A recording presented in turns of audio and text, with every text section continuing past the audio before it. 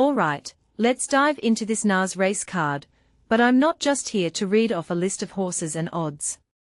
That's boring. Instead, let's talk about the stories behind these races, the strategies, and what makes each one fascinating. Because, let's be honest, horse racing isn't just about numbers, it's about the drama, the unpredictability, and the little details that can make or break a race.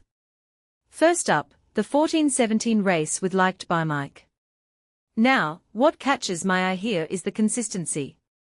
This horse has been running at a solid level all year, and that second-place finish at this track in April. That's a big deal. It shows he knows how to handle Naas. But here's the thing, Bear on the Run is the wild card. A year off the track. That's a huge question mark. Personally, I think Likedbymike is the safer bet, but if Bear on the Run shows up in top form, it could be a game-changer. What many people don't realize is that comebacks after long layoffs are often overhyped, so I'd be cautious there. Next, the 1447 race with Moltophino. This one's a real head-scratcher, because there are so many contenders. Moltophino has been holding his own in Premier handicaps, and Chris Hayes sticking with him is a vote of confidence. But here's what makes this race interesting, the tactical dynamics. Gunner Catchem all has the rail, which could be a huge advantage if the jockey plays it right. And Gavu. He's got the speed to challenge if he gets a clean break. In my opinion, this race is less about raw ability and more about who gets the best trip. If you take a step back and think about it, races like these are where the real skill in handicapping comes into play. Moving on to the 1517 race with To Foxtrot. This one's a bit of a puzzle because it's all about form lines.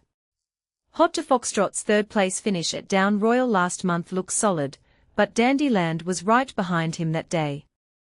The question is, can To Foxtrot improve enough to hold him off again?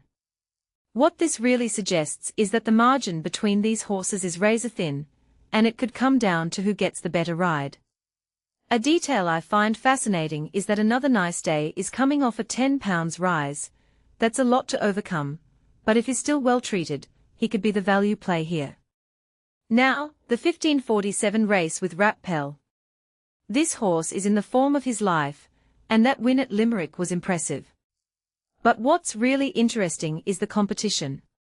Bear Right and Moanam Char are no pushovers, and Altamara could be the each-way steal of the day.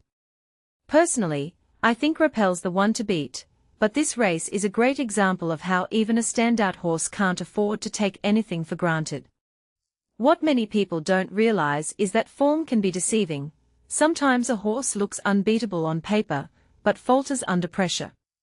The 1617 race with Covert Legend is where things get really intriguing. Maurice Ahern is a trainer on the rise, and Covert Legend's improved form on his stable debut is a big tick. But here's the catch, his last run might have come too soon. If he's fully recovered, he's got a great chance off bottom weight. Letizia is another one to watch, her second at Navan was eye-catching. What this really suggests is that this race could be a battle of the newcomers, and it's anyone's game. One thing that immediately stands out is how much potential these horses have, and it's exciting to see how they'll develop.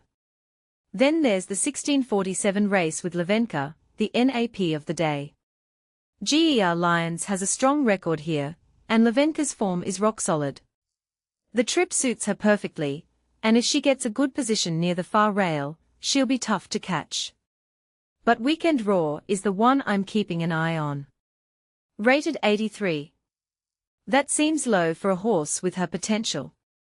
If you take a step back and think about it, this race could be a launching pad for a future star. What makes this really interesting is how these horses are positioned for bigger things down the line. Finally, the 1720 race with Venosa. This horse has been a pacemaker in Group 1s, which tells you she's got class.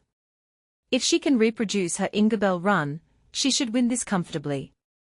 But Nautic Star and Never the Same are no slouches, and Emisa is an intriguing newcomer.